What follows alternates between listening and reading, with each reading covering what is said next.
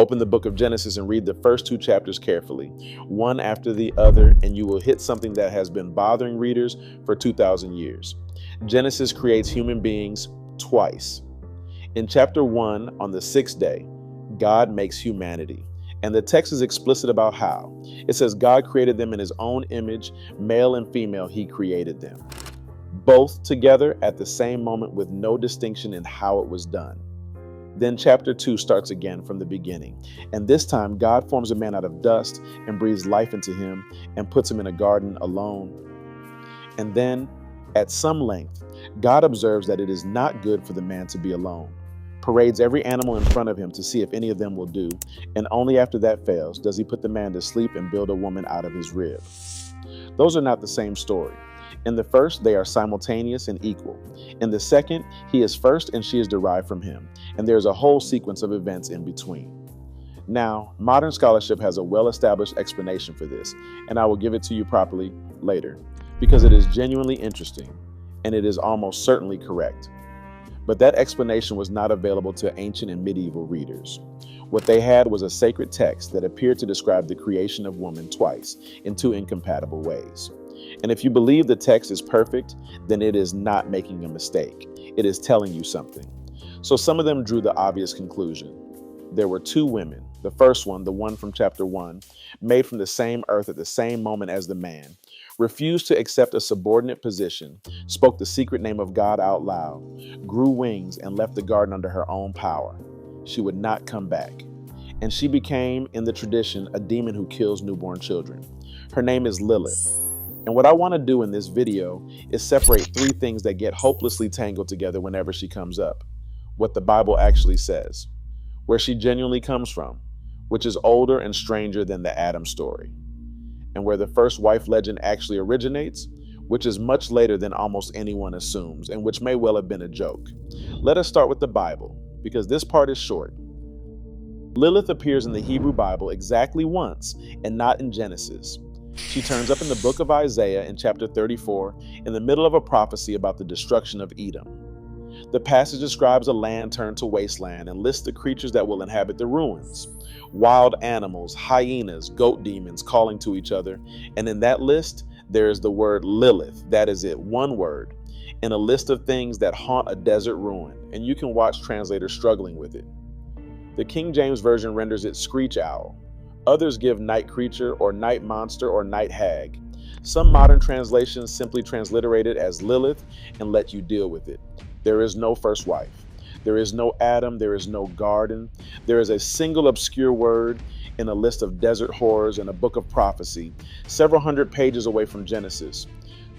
So if she is barely in the Bible, where does she come from? The answer is Mesopotamia, and she is much older than the Hebrew Bible. In Akkadian and Sumerian material, there is a family of demons whose names cluster around a root connected with wind and storm. Lilu, the masculine form. Lilitu, the feminine. Lili, roughly the maiden Lilu. These are night demons. They are associated with wind, with desolate places, with sexual danger, and above all with harm to pregnant women and to infants. That last association is the important one, and it explains everything that follows. In the ancient world, and in fact in most of the world, until about a century ago, infant mortality was catastrophic. A very large proportion of children died, often suddenly, often overnight, with no visible cause and no available explanation.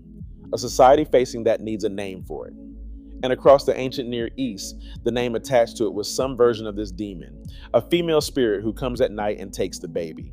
That is what Lilith fundamentally is before anybody attaches her to Adam. She is the personification of the thing that took your child while you were asleep. You will often see her linked to a particular Babylonian artifact called the Burney Relief, or the Queen of the Night, which is in the British Museum. It shows a winged female figure with the talons of a bird, standing on two lions flanked by owls. It gets used as the standard illustration for Lilith constantly. I have to be honest that this identification is disputed. Some specialists have argued for it.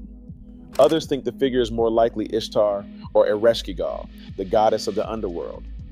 So by all means look at the image because it is magnificent, but do not let anyone tell you it is a subtle portrait of Lilith. It is not. What we do have, and this is much better evidence, is archaeology of a very direct and human kind. From Mesopotamia in late antiquity, roughly the 5th to 8th centuries of the Common Era, we have thousands of objects called incantation bowls.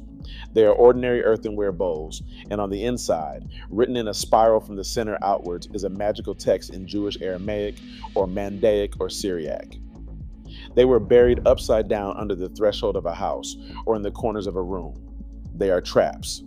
The text is a binding spell, and a very large number of them name Lilith specifically, sometimes several Liliths, and command her to leave the house and its occupants and its children alone. Some of them are written as legal documents. There are bowls that take the form of a writ of divorce, formally divorcing the demon from the household, using the actual legal formulae of Jewish divorce law. I find that detail extraordinary. Somebody, 1700 years ago, was frightened enough for their children that they paid a scribe to write a legally formatted divorce decree against a night demon and buried it under their own front door. That is Lilith, as she actually existed in lived religion.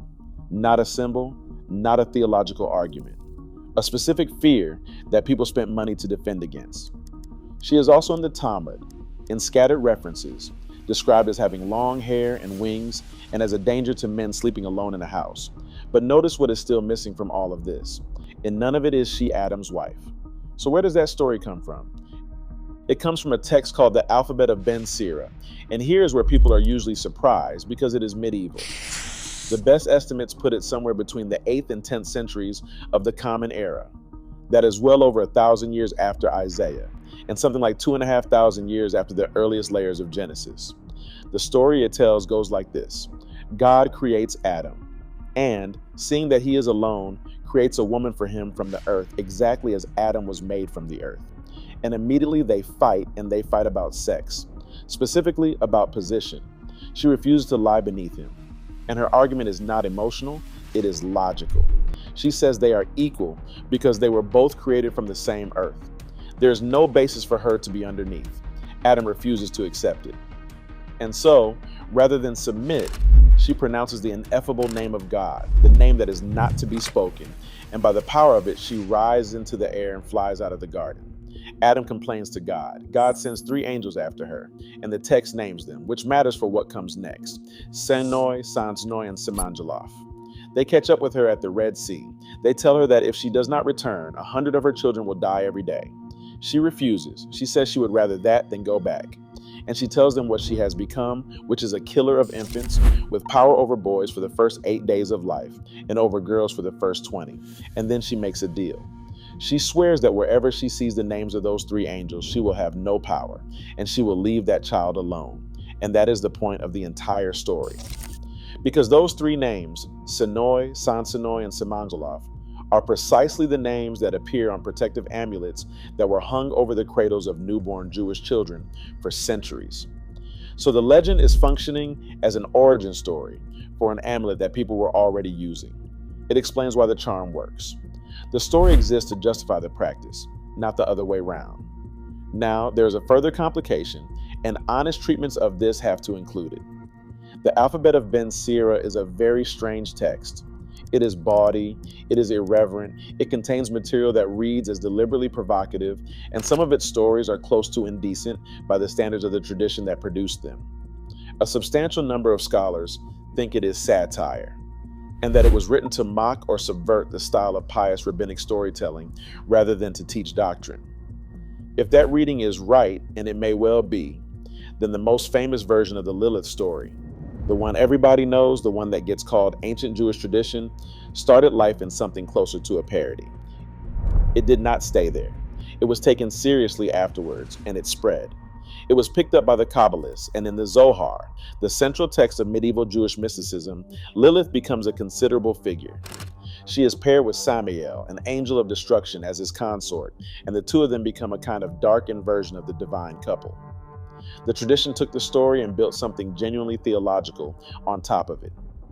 The Kabbalistic development is worth staying with for a moment, because it is far stranger than the popular version. In the Zohar and the literature around it, Lilith is not a freelance demon. She is half of a couple. Her partner is Samael, and together they function as a dark mirror of the divine pairing that Kabbalah places at the center of reality. Kabbalistic thought works heavily in polarities. There's a side of mercy and a side of severity, and the created world depends on those being held in balance. What Lilith and Samael represent is severity that has broken loose, judgment without the mercy that restrains it, which is a considerably more sophisticated idea than a monster who steals babies. It makes her a structural feature of the cosmos rather than a nuisance in it. And there is a genuinely uncomfortable strand in this material concerning Adam himself. Some of these texts hold that after the expulsion from Eden, Adam and Eve separated for a long period, and that during those years Adam was visited by Lilith and Eve by Samael, and that the demons of the world descend from those unions. So the demonic population of the earth becomes, in this account, part of the human family. There is also a recurring motif in the medieval material that Lilith attacks men who sleep alone in a house, and that the offspring of those encounters are demons, which, read plainly, is what a pre-modern culture with no vocabulary for nocturnal emission or sleep paralysis produced when it tried to explain them. That is not a cheap point. A great deal of demonology across cultures is people making sense of bodily experiences they had no other framework for. And then, in the 19th century, she gets picked up again by people with a completely different agenda. She had already made one significant appearance in European literature before that. In Goethe's Faust, in the Walpurgis Night scene, Mephistopheles points out a beautiful woman to Faust and identifies her as Adam's first wife, warning him to beware of her hair, because anyone she catches in it is not released. That is a striking thing to find in the most celebrated work of German literature, and it tells you the legend had traveled well outside Jewish circles by the beginning of the 19th century. The Romantics and the pre-Raphaelites loved her. Dante Gabriel Rossetti painted her and wrote about her as a figure of dangerous beauty. She becomes an emblem of the seductive and destructive woman, which is a real reduction of everything she had been. And then in the 20th century, the reading flips almost completely. Because look again at what the alphabet of Ben Sira actually says. The reason Lilith leaves is that she asserts she was created equal, from the same substance at the same time, and refuses to accept a position she did not agree to. Whatever the author intended, and I suspect he intended her to be in the wrong, the argument he put in her mouth is coherent, and it is grounded in Genesis chapter 1. So from the 1960s and 70s onwards, she gets reclaimed. A Jewish feminist magazine founded in 1976 took her name. She becomes a figure not of demonic threat, but of refusal, and the first woman in the tradition to say no to an arrangement she considered unjust. One thing that is easy to miss in all this is how little of it is Christian. Lilith is essentially absent from mainstream Christian tradition. There is no Lilith in Catholic or Orthodox or Protestant teaching, no place for her in the standard theology, and for most of European history, she was unknown outside Jewish communities and a handful of scholars. Part of the reason is a translation. When Jerome produced the Latin Vulgate, he rendered the word in Isaiah not as a proper name, but as Lamia, which was the Greek and Roman child-devouring monster. That was a reasonable equivalence, and it had the effect of dissolving her into an existing classical bogey woman. She did not arrive in Latin Christianity as a distinct figure with a story, so no story grew around her there. Which means the version of Lilith most people now know reached the wider world in the 19th and 20th centuries, largely through literature, scholarship, and translation, rather than through any church. She is one of the few genuinely major religious figures in Western popular culture who arrived without an institution behind her. That is a remarkable career for a word that appears once in Isaiah in a list of desert animals. Which brings me back to the two creation accounts, and to the explanation that ancient readers did not have. The mainstream scholarly position, and it has been for well over a century, is that the opening chapters of Genesis come from two different sources, written at different times by different people with different concerns, and combined later by an editor. The first account, the one with male and female created simultaneously, belongs to a source scholars label P for priestly. It is orderly, structured, liturgical, obsessed with categories and separation and the 7-day framework. God in this account is remote and speaks things into existence. The second account, with the dust in the garden and the rib, comes from a different and probably older source, usually labeled J. It is earthy and narrative and vivid. God in this one gets his hands dirty. He forms a man like a potter. He plants a garden. He walks in it in the cool of the day. 2 accounts, 2 authors, 2 theologies, joined together by an editor who evidently did not feel entitled to discard either one. So the contradiction that produced Lilith is real. It is genuinely there in the text. It just is not a clue. It is a seam. And I think that is the most interesting thing about this whole story. And it is why I do not think the medieval readers were being stupid. They were reading extremely carefully. More carefully, frankly, than most people read anything today. They noticed a real inconsistency that most modern readers skim straight past. Their explanation was wrong, but the observation that prompted it was completely correct. And what they built into that gap turned out to be more durable than most of the things that were built on solid ground. Lilith has outlived the culture that produced her, outlived the theology that condemned her, and outlived the satire that may have created her. She has been a night demon, a threat to infants, a queen of the underworld, a romantic femme fatale, and a feminist icon. And she is currently more famous than she has ever been in 3,000 years. Not bad for a screech owl in Isaiah. Thanks for watching.